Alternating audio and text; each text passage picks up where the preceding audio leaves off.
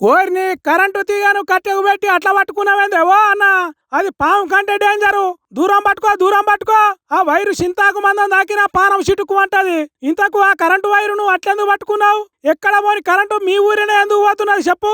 ఈ సంవత్సరం కాలం నుంచి పొద్దున్న 6:30 7 గంటలకు నల్లొచ్చే టైంలో ఈ కరెంటు పోతుంది, పిల్లలకు ఈ ఇబ్బంది అవుతుంది.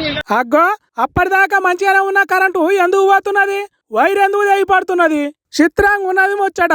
పొద్దు పొద్దుగాల మోటార్ లేసుడు, పవర్ లోడ్ ఎక్కువ అవుడుతోని ఇట్లా అవుతున్నది కావచ్చు. ఇగో ఇట్లా ఏడాది నుంచే ఇదే గోసాట వీళ్ళది.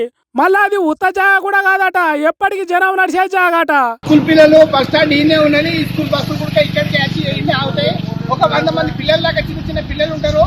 దీనికోసం ఇక్కడనే మూత్రం చేసే పరిస్థితి ఏర్పడుతుంది. దీనివల్ల పిల్లలకు ప్రాణాపాయ స్థితి ఉన్నది. ఇన్నరా, పానాలు పోయే ప్రమాదం ఉన్నది కాబట్టి తొందరగా దీని సంగతి ఏందో చూడురి అని అడుగుతున్నారు.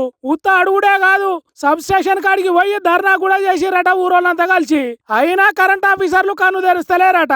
మెదక్ జిల్లా కర్నాల్పల్లి ఊరోళ్ళ కరెంటు కష్టాలు. మరి నిద్రపోతున్న కరెంట్ ఆఫీసర్లు ఇప్పటికైనా మేలుకుంటారో, లేకుంటే అట్లనే వదిలిపెట్టి ఎవరన్నా బలి తీసుకుంటారో ఆ మొద్దు నిద్రపోతున్న ఆఫీసర్లు.